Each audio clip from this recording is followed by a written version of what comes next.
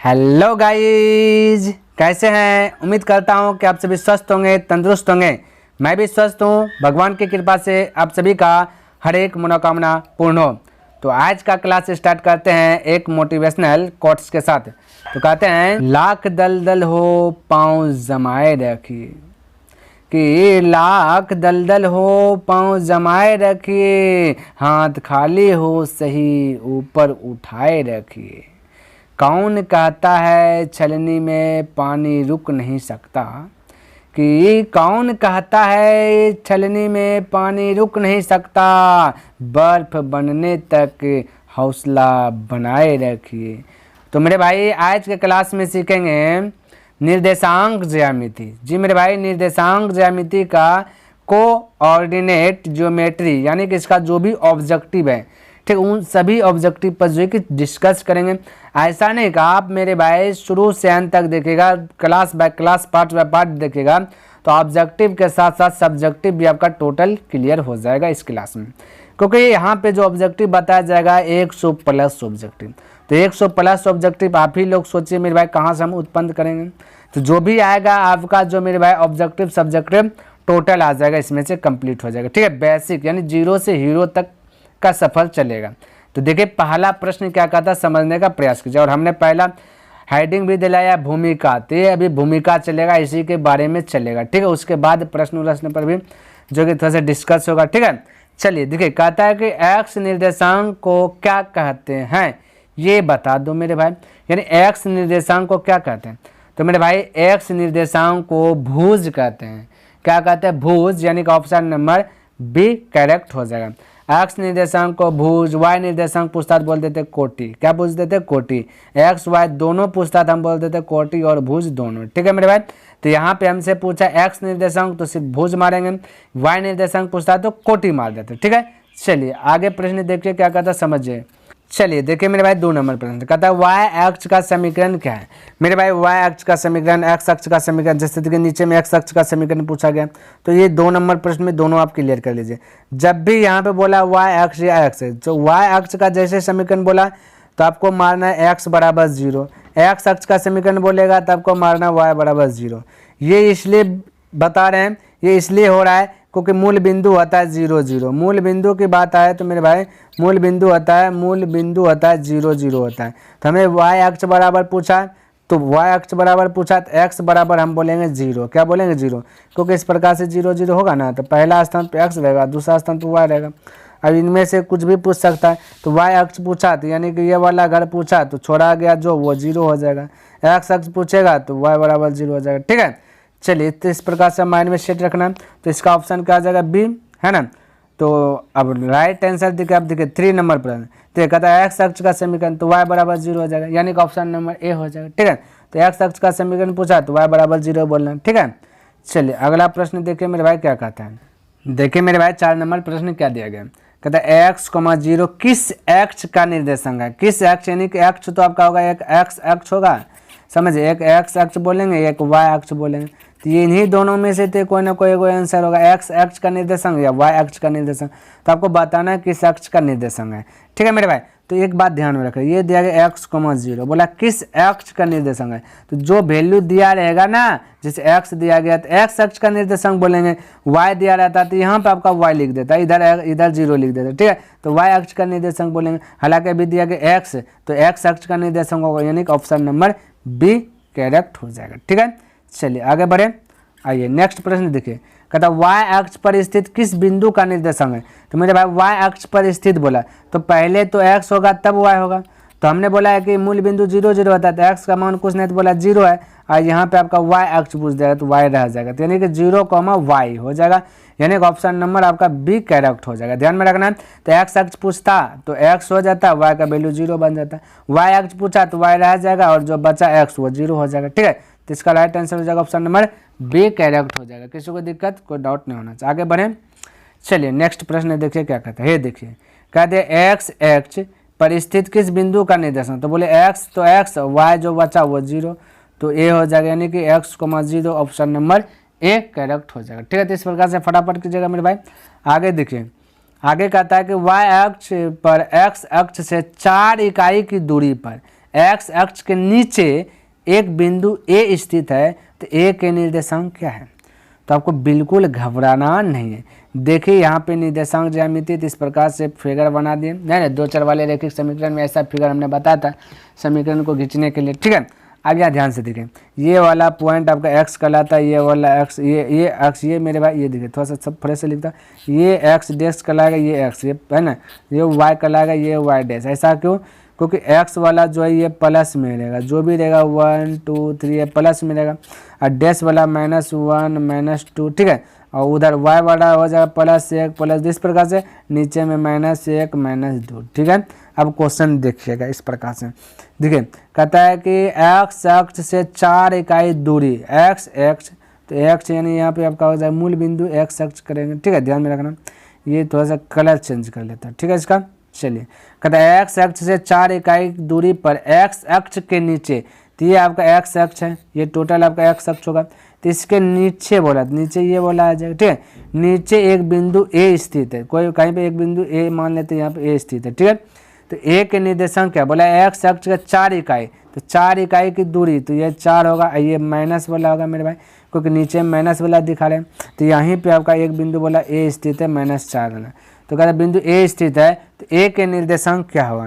तो मेरे भाई ये आपका वाई का वैल्यू दिया गया, तो एक्स बच गया 0, वाई हो जाएगा -4, क्या जाएगा -4, तो हो गया ना 0, -4 यानी कि ऑप्शन नंबर डी।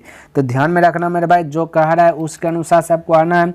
नीचे में चलता है माइनस वाला प्रोसेस, तो एक बिंदु ए स्थित है, तो ये कहाँ पे 4 इकाई दूर है, तो ये आपका -4 इकाई दूर होगा।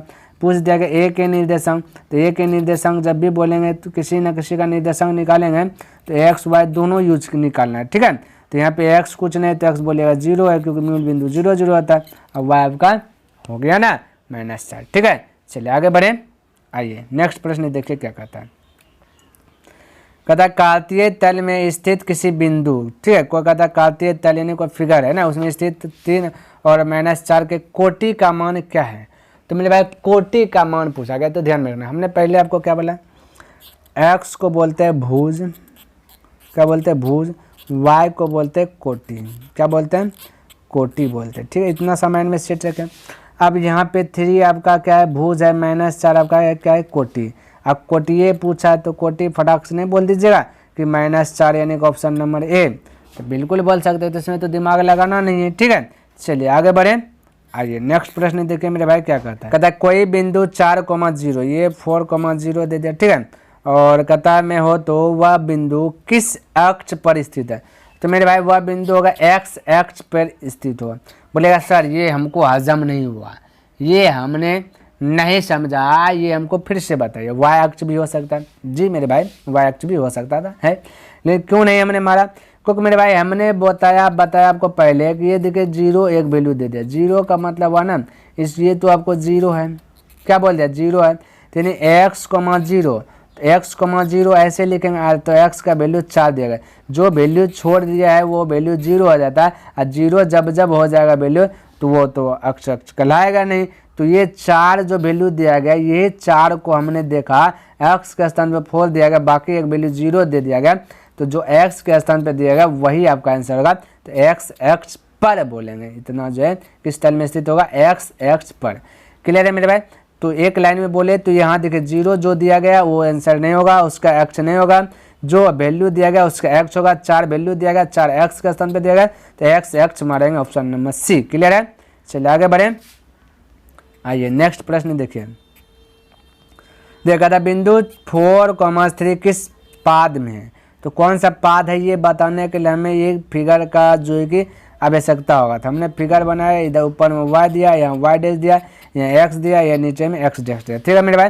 ऊपर में देखिए ये वाला जो घर है यहाँ से यहाँ तक जो घर है ये आपका प्लस प्लस रहेगा। ऐसा क्यों बोला, क्योंकि यहाँ 1 यहाँ 2 ये भी प्लस, ऊपर में भी जाएंगे 1 2 प्लस होगा। इस साइड में रहता है -1 बोल सकते हैं, -2 बोल सकते हैं, नीचे -1 -2 इस प्रकार से, ठीक है। ये आपको भली बातें पता होगा, 2 4 वाले रैखिक समीकरण पढ़े हैं तो, है ना। अब देखिए ये प्लस प्लस प्लस प्लस, इसलिए पहले x वाला चुनेंगे तो x प्लस हो गया, और y वाला भी प्लस है, तो पहला घर में प्लस प्लस। अब ये आगे दूसरा घर, इसी प्रकार से आएगा तीसरा घर, उसी प्रकार से आएगा चौथा घर, ठीक है। तो दूसरा घर में x का वैल्यू यहाँ देखिए माइनस है, तो बोलिएगा -y का वैल्यू ऊपर देखेगा, ठीक है। इस प्रकार से घूमते आएंगे तो हो जाएगा प्लस, तो माइनस प्लस दूसरा घर में रहेगा। ठीक है, तीसरा घर की बात करें तो एक्स आपका माइनस है, वाई भी ये नीचे देखेगा माइनस है, तो तीसरा घर में माइनस माइनस रहेगा। चौथा घर की बात करें तो एक्स ये वाला दिखे आपका प्लस है, वाई की बात करें नीचे में इस प्रकार से आएगा ना, वाई की बात करें तो आपका माइनस है, तो प्लस माइनस। तो ये आपको याद कर लेना है कि पहला घर में प्लस प्लस, दूसरा घर में माइनस प्लस, तीसरा घर में माइनस माइनस, चौथा घर में प्लस माइनस। क्लियर है? तो अब ध्यान से देखें, दोनों प्लस प्लस ही है, यानी कि फर्स्ट घर में होगा। आप पटाख से बोल सकते हैं प्रथम पाद। क्लियर है? चतुर्थांश भी बोल देता है, कोई दिक्कत वाली बात नहीं। तो 10 का ऑप्शन क्या हो गया मेरे भाई? फटाक से बोले ए। ठीक है, चलिए आगे देखिए। कहता है कोई बिंदु 0,6 किसी तल में है तो इस बिंदु की स्थिति किस अक्ष पर है? तो मेरे भाई देखिए यहाँ पे देखिए, अभी तुरंत हमने बताया ये 0 जो दिया उसको तो छोड़िए देना, अभी हमने बताया तो जो छोड़ दिया गया वही आंसर होगा। तो 6 आपका वाई को बोलते हैं, तो वाई अक्ष यानी कि ऑप्शन नंबर ए बोल देंगे। ठीक है, कोई दिक्कत नहीं होना चाहिए। आगे बढ़े, आइए नेक्स्ट देखिए। जहाँ जहाँ से आगे बढ़ते जाएंगे तहाँ आपको जो है कि आपका कॉन्सेप्ट जो है क्लियर होते जाएगा। ठीक है मेरे भाई, कहता है किसी बिंदु की एक्स एक्स से दूरी उस बिंदु का क्या कहलाते हैं? कहता है एक्स एक्स से दूरी उस बिंदु का क्या कहलाते हैं? तो मेरे भाई एक्स एक्स बोल दिया गया, तो एक्स एक्स को बोलते हैं भुज। क्या बोलते हैं? भुज। ये ध्यान में रखना। ये तो ऑप्शन में आपका बोलिए दिया एक्स एक्स, तो छोड़ा क्या है? वाई। वाई का दूसरा नाम क्या है? वाई को क्या बोलते हैं? कोटि। क्या बोलते हैं मेरे भाई? कोटि। तो फटाक से नहीं बोल सकते कोटि, यानी ऑप्शन नंबर बी। तो ये ध्यान में रखना, एक्स एक्स बोला और भुज कोटि में यदि आंसर है तो आपको जो कि एक्स एक्स बोला तो कोटि मारेंगे, वाई वाला बताएंगे, वाई एक्स बोलता है तो एक्स वाला आंसर बताते हैं। ठीक है, चलिए आगे देखिए। कहता काते तल में स्थित किसी बिंदु 8 - 9 में कोटि का मान, कोटि यानी वाई, और वाई आपका पता है कि पीछे रहता है वाई, आगे रहता है एक्स, तो वाई हो जाएगा -9 यानी कि ऑप्शन नंबर ए करेक्ट हो जाएगा। ठीक है, आगे बढ़े, आइए 14 नंबर देखिए। कहता है कि -4 और 3 किस चतुर्थांश में स्थित है? यानी माइनस और प्लस है, तो ये घर में तो प्लस प्लस होता है पहला घर में, दूसरा घर में देखिए माइनस वाला घर है ना, ये माइनस, तो माइनस हुआ, ये ऊपर प्लस, तो दूसरा घर में है। ठीक है, तो आप बोल सकते हैं second, option number B correct होगा। ठीक है, चलिए अगला देखिए प्रश्न फटाफट इसी प्रकार से आप जो कि बना लीजिएगा ना। चलिए 15 नंबर देखिए। कहता है 2√3 - -2 किस पाद में? फिर से इसको पाद है तो ऐसे बोले पहला घर में प्लस प्लस है, दूसरा घर में तक्स बोला माइनस, फिर वाई प्लस। ठीक है, आपको दिया गया प्लस माइनस, तीसरा घर में ये भी माइनस ये भी माइनस, चौथा घर में हो जाएगा पहला क्योंकि एक्स बोला प्लस, दूसरा आपका ये बोला माइनस, तो प्लस माइनस ऑप्शन नंबर चौथा यानी कि ऑप्शन नंबर डी करेक्ट हो जाएगा। ठीक है, चलिए आगे बढ़े, आइए नेक्स्ट प्रश्न देखिए। कहता -4 - 100 किस चतुर्थांश में? तो तृतीय चतुर्थांश में होगा।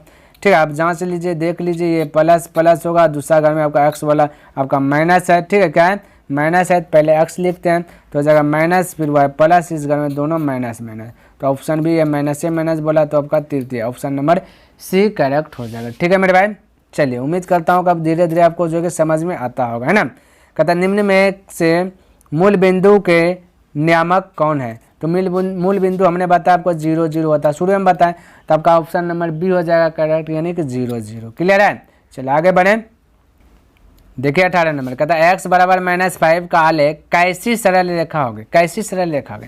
तो x का मान दिया गया तो y वाला आंसर बोलेंगे, हो गया कम तमाम, तो y अक्ष के समांतर होगी। कैसी होगी? कैसी होगी? y अक्ष के समांतर वाला होगा सरल रेखा। ठीक है, तो x दिया, y आंसर बताना, तो ऑप्शन नंबर बी करेक्ट हो जाएगा। ठीक है, तो चलिए ये सब में आपको ज़्यादा दिमाग लगाना नहीं है, बस कॉन्सेप्ट को क्लियर करना है। ठीक है, 19 देखिए। कहता -3 - 5 किस पाद में है? बस माइनस माइनस आ गया तो तीसरा पाद में।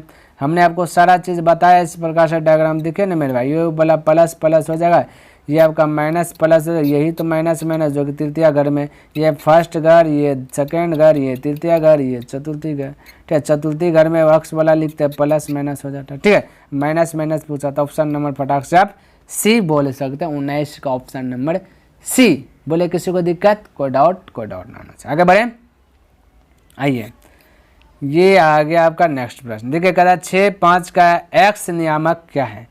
यानी 6 5 का बोला एक्स नियामक क्या है, यानी मेरे भाई एक्स का मान पूछा, तो एक्स का मान देखिए 6 है, तो ऑप्शन नंबर ए फटाक से नहीं बोल सकते हैं, बिल्कुल बोल सकते हैं, इसमें कोई दिक्कत वाली ही बात नहीं होना चाहिए। ठीक है, तो चलिए मेरे भाई, उम्मीद करता हूँ कि हमने क्या क्या 20 प्रश्न आपको कंप्लीट करके बता दी। देखिए हम प्रत्येक दिन आपको 20 प्रश्न जो कि अपलोड करके दे रहा हूँ। 20 प्रश्न का जो है कि महामैराथन दौड़ चला रहा है ना, और आगे चलते रहेगा प्रत्येक दिन मेरे भाई 7:30। ठीक है, 7:30 PM, क्या मेरे भाई PM पे जो है हमने क्या क्या अपलोड कर देता हूँ प्रत्येक दिन। आप देख सकते हैं, कोई दिक्कत वाली बात नहीं है। तो उम्मीद करता हूँ मेरे भाई कि जितना भी प्रश्न बताया आपको समझ में आया होगा और पसंद भी आया होगा। यदि पसंद आया तो इस वीडियो को लाइक कर दें, और अभी तक सब्सक्राइब नहीं किए तो इस चैनल को सब्सक्राइब भी कर दें, और हो सके तो अपने दोस्तों के साथ इसे शेयर भी कर दें, और कमेंट करके बताइए मेरे भाई कि यह वीडियो आपको कैसा लगा। तो नेक्स्ट दिन मिलता हूँ, तब तक के लिए धन्यवाद। जय हिंद, जय भारत।